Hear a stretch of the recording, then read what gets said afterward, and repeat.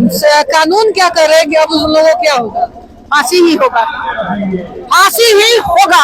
बस यहाँ के जो थाने वाले हैं वो ऊपर गलत रिपोर्टिंग किए हैं, तभी तो हमारे सम्राट जी अभी SIT गठन की बात किए हैं। तो 101 से 103 तक इनको हत्या की साजिश और फांसी की सजा, ये तीनों धाराएं इनके ऊपर लगनी चाहिए। अभी हम बिलौटी में हैं और बिलौटी में आज भरत तिवारी को लेकर के श्रद्धांजलि और महापंचायत का आयोजन किया गया है, जिसमें देश भर के जो नेतागण हैं वो यहाँ पर उपस्थित हुए और अपनी अपनी बातों को रखे। अगर इन लोगों ने कहा कि अगर 72 घंटे के अंदर अपराधियों को गिरफ्तार नहीं किया जाता है तो ये कहीं ना कहीं आंदोलन का भी रूप ले लेगा। अभी हमारे साथ हाई कोर्ट की वकील उषा दुबे जी है, इनसे बातचीत करेंगे। क्या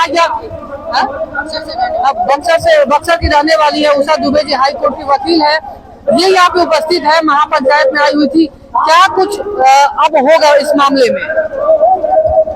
अभी उन लोगों को भारतीय न्याय संहिता के तहत 101 से लेकर 103 तक धाराएं लगाए गए हैं। मैं जैसा कि माननीय चीफ जस्टिस महोदया जी को दी हूँ, 101 से 103 तक इनको हत्या की साजिश और फांसी की सजा, ये तीनों धाराएं इनके ऊपर लगनी चाहिए। और ये तीनों धाराएं लगाकर इनको जेल में मुकदमा चलाया जाए, डालकर हत्या का मुकदमा चलाया जाए और फांसी की सजा दी जाए।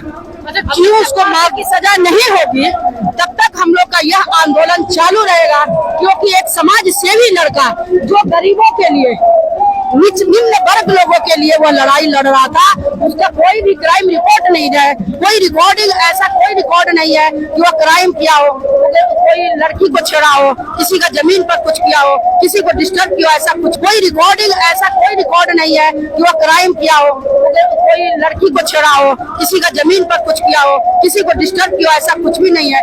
ऐसे लड़के को मारा गया है, तो उसके लिए हम लोग समाज सेवी हैं, हम लोग सब उसके साथ खड़े हैं। पहले से ना कोई उस पर मुकदमा था, फिर भी उसको 5 गोली मारी गई हाफ इनकाउंटर के नाम पर। पुलिस को कोई अधिकार नहीं है कि किसी की हत्या कर सकता है। कोई भी उग्रवादी हो, आतंकवादी हो, क्रिमिनल हो, माफिया हो, किसी को भी तुम्हें जान से मारने का अधिकार पुलिस को नहीं दिया गया है। फिर भी वो हाफ एनकाउंटर किया, सबके सामने 2 गोलियां मारता है पैरों में, गाड़ी में बैठाकर 3 गोली उसकी पेशाब के रास्ते पेट में मारा जाता है, 3 गोलियां की, ताकि वो मर जाए। क्यों मरे? क्योंकि उसके खिलाफ बहुत सारा ऐसा सबूत SDM और जो भी है, जिसका लाइव वीडियो क्लिप देखी, उसमें जैसा पता लगा कि बहुत सारा उसके पास उसके मोबाइल जब्त कर लिया गया है, बहुत सारा खिलाफ में सबूत है, इसलिए उसको साजिश के तहत उसको जान से मारा गया है। उसको पैरे मारा गया है, पैरे मारकर, और जब तक उस मरने लायक नहीं हुआ तब तक उसको मारते रहा है सब, और तब उसको ले गया है PMCH में। जब वो मर गया है तब 2 घंटा घुमाते रहा इधर से उधर। उसकी माँ से मिली आप? माँ से मैं 2, 3, 4, 5 बार मिल चुकी। माँ की बहुत ही नाजुक हालात है और जिस तरह से पिताजी दोनों की हालत बहुत नाजुक है, माँ की हालत ज्यादा नाजुक है। अभी अभी मैं मिलकर आ रही हूँ, अभी पानी चढ़ रहा है, उनके सब इंजेक्शन लग रहा है, पानी चढ़ रहा है।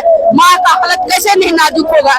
जिस बच्चे को अपने पेट से जन्म देकर अपना दूध पिलाकर बड़ा करती है, उस माँ को उसी के सामने जान से मार दिया जाता है। जो बच्चा बुढ़ापे का सहारा बनता है, वो ऐसा लड़का जो समाज सेवा करता था, दूसरों के लिए लड़ाई लड़ता था, अपने घर में खिड़की या दरवाजा नहीं है लेकिन वो दूसरों की लड़ाई लड़ता था। वो लड़का की माँ जिसका लड़का मर जाएगा, उस माँ की स्थिति क्या हो? मानसिक माँ ही समझ सकती है, यह दर्द एक माँ ही समझ सकती है कि जिसका लड़का आंखों के सामने से चला गया। मानसिक विक्षिप्त करके उसकी हत्या कर दी गई। उसको पहले मानसिक विक्षिप्त बोला गया, ये बोला गया कि पुलिस को ये मार रहा है, झूठ सच उसके ऊपर बहुत सारे आरोप लगाया गया। जैसा कि लाइव वीडियो में बोल रहा है कि तुम लोग मुझे पागल घोषित करो, मेरे ऊपर अनेकों धाराएं लगाओ, अनेकों हमारे ऊपर तुम लोग केसें डालो, तुम लोगों क्योंकि साजिश के तहत मुझे मार रहा है। वो बार-बार लाइव वीडियो में बोल रहा है। यानी कि पहले से ही भरत तिवारी को इस चीज का अंदाजा था कि उसे कहीं ना कहीं उसके साजिश के द्वारा उसको मारा जाएगा। हाँ, ये पहले से ही उसको था, जैसा कि इसके वीडियो क्लिप में भी बार-बार बोल रहा है कि मुझे मार दिया जाएगा, यह क्रांति शुरू हो गया है, मुझे मारेंगे, लेकिन मरने के बाद मेरा काम जरूर हो जाएगा, क्योंकि वो काम के लिए ही जमीन है, जो गड्ढा है, जिस हम लोग गड्ढे में भी खड़े हैं, इसी जमीन को भरवाने के लिए वो लड़ाई लड़ता था। अब क्या होगा जो दोषी लोग हैं? क्या परिवार तो मांग कर रहा है कि फांसी हो, कानून क्या कर रहा है कि अब उस लोगों को क्या होगा? फांसी ही होगा, फांसी ही होगा। फांसी नहीं होगा तब तक हम लोग इस तरह से आंदोलन करते रहेंगे, आंदोलन होते रहेगा।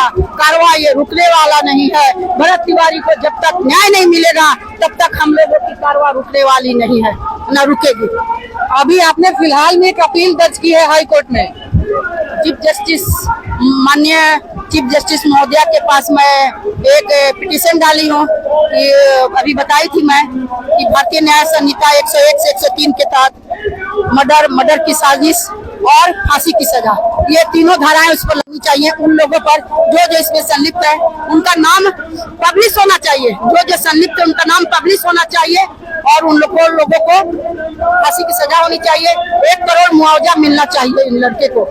आप बीजेपी के नेता भी हैं और उसमें लोग अब सम्राट चौधरी की इस्तीफा की बात कर रहे हैं। क्या करें? सम्राट चौधरी थोड़े बोले कि जाओ और एक सामाजिक कार्यकर्ता को मार दो, वो तो मन से बोले ना कि मानसिक मुख्यमंत्री कोई कृषि विभाग जो बोलेगा, राजस्व विभाग जो बोलेगा, स्वास्थ्य विभाग जो बोलेगा, पुलिस विभाग जो बोलेगा वही ना वो सुनेंगे। कहीं ना कहीं यहाँ के जो थाने वाले हैं वो ऊपर गलत रिपोर्टिंग किए हैं, तभी तो हमारे सम्राट जी अभी SIT गठन की बात किए हैं कि जितने भी जज, रिटायर्ड जज है इसकी जांच करें और अभी सारे FIR हटाया जाए। उनको अब सब धीरे धीरे पता चल रहा है। कोई मुख्यमंत्री किसी का खून करने को बोलेगा, कोई सामाजिक कार्यकर्ता का खून करने को बोलेगा।